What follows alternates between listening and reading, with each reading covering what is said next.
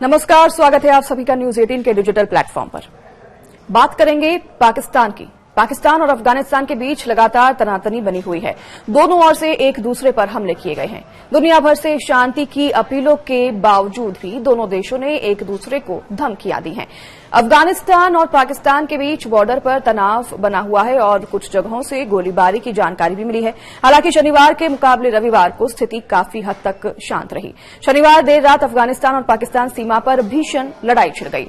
गुरुवार रात पाकिस्तान की ओर से की गई एयर स्ट्राइक के जवाब में अफगान तालिबान के बलों ने हमला किया था। तो अफगान बलों ने शनिवार रात को पाक के आर्मी की चौकियों पर धावा बोल दिया था, जिससे कि बॉर्डर इलाके में युद्ध जैसी स्थिति पैदा हो गई थी। तो वहीं आपको बता दें कि एएमयू टीवी पर भी रिपोर्ट दिखाई गई थी और इस रिपोर्ट के मुताबिक तालिबान बलों और पाकिस्तानी सेना के बीच में काफी समय से जो तनाव चल रहा है, इसमें पाकिस्तान का काफी नुकसान हुआ है और इसमें पक्तिका और हेलमंद प्रांतों में खास तौर से भीषण गोलीबारी हुई है। इसके बाद ईरान और क्षेत्रीय मध्यस्थों ने दोनों पक्षों से संयम बरतने का आह्वान किया।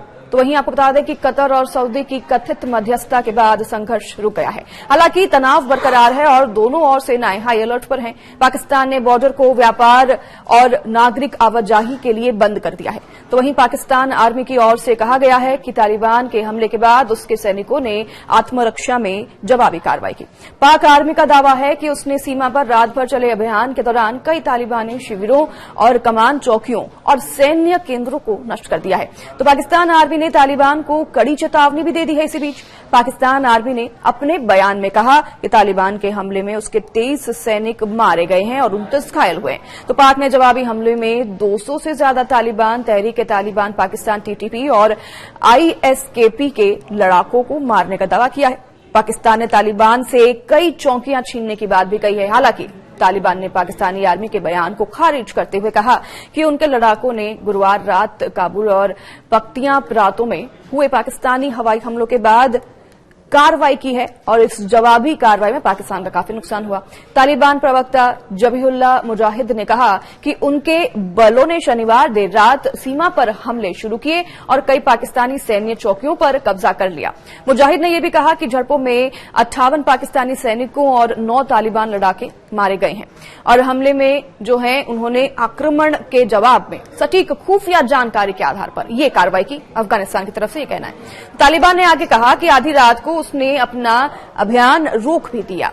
उन्होंने कहा कि कतर और सऊदी अरब की मध्यस्थता के बाद लड़ाई रोक दी गई और रिपोर्ट के मुताबिक रविवार सुबह तक लड़ाई काफी हद तक थम भी गई थी। हालांकि स्थानीय निवासियों ने अफगानिस्तान के पख्तियां और हेलमंद प्रांतों में सीमावर्ती जिलों के पास सैनिकों की आवाजाही और गोलीबारी जारी रहने की बात कही है। अब इस लड़ाई को लेकर दोनों पक्षों की ओर से दावे किए गए हैं और धमकी भरी भाषा का इस्तेमाल भी हुआ है। बता दें आपको कि यह लड़ाई 2021 के बाद तालिबान और पाकिस्तान के बीच सबसे गंभीर सैन्य तनातनी में से एक है। दरअसल इस्लामाबाद की ओर से तालिबान पर टीटीपी आतंकवादियों को पनाह देने का आरोप लगाने के कारण दोनों में संबंध लगातार बिगड़ते जा रहे हैं। सीमा पर ये झड़पें ऐसे समय में हुई जब तालिबान के विदेश मंत्री आमिर खान मुताकी नई दिल्ली में आए और इसके बाद तनातनी और भी ज्यादा बढ़ गई है। तो वहीं आपको बता दें कि तालिबान के रक्षा मंत्रालय ने चेतावनी दी है कि अगर पाकिस्तान दोबारा अफगानिस्तान की हवाई सीमा का उल्लंघन करता है तो फिर दृढ़तापूर्वक जवाब दिया जाएगा।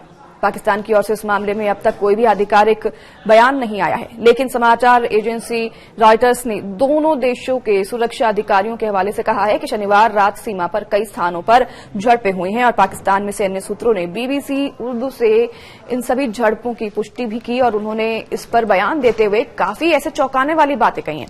पाकिस्तान और अफगानिस्तान के बीच उपजे इस तनाव की वजह से क्षेत्र में अशांति और अस्थिरता को लेकर भी लगातार चिंता बनी हुई है। जानकारी यहां पर यह भी है कि इस तनाव को बड़े संघर्ष में तब्दील होने से पहले प्रभावशाली देशों को पाकिस्तान पर दबाव बनाने की जरूरत है।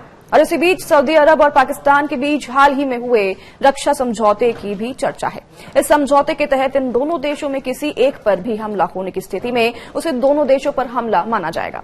तो सऊदी अरब के विदेश मंत्रालय ने एक बयान जारी कर पाकिस्तान और अफगानिस्तान के सीमावर्ती क्षेत्रों में चल रहे तनाव और झड़पों पर गंभीर चिंता जताई है और दोनों पक्षों से संयम बरतने की अपील की है।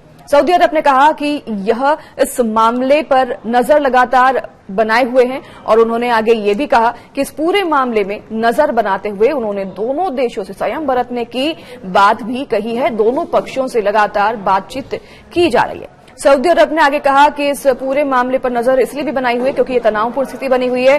तो वहीं आपको ये भी बता दें कि पाकिस्तान ने चरमपंथ के मुद्दे पर तालिबान पर दबाव बनाने के लिए काबुल पर एयर स्ट्राइक किया था। लेकिन सवाल ये है कि क्या इससे चरमपंथ को रोकने में पाकिस्तान को कोई सफलता मिलेगी? दोनों देशों के बीच एक मुद्दा डूरंड लाइन को लेकर भी है, जिससे कि यह तनाव और भी बढ़ जाता है। अफगानिस्तान अंग्रेजों के शासन के दौरान खींची गई अफगानिस्तान और ब्रिटिश इंडिया के बीच इस सीमा रेखा को स्वीकार नहीं करता है।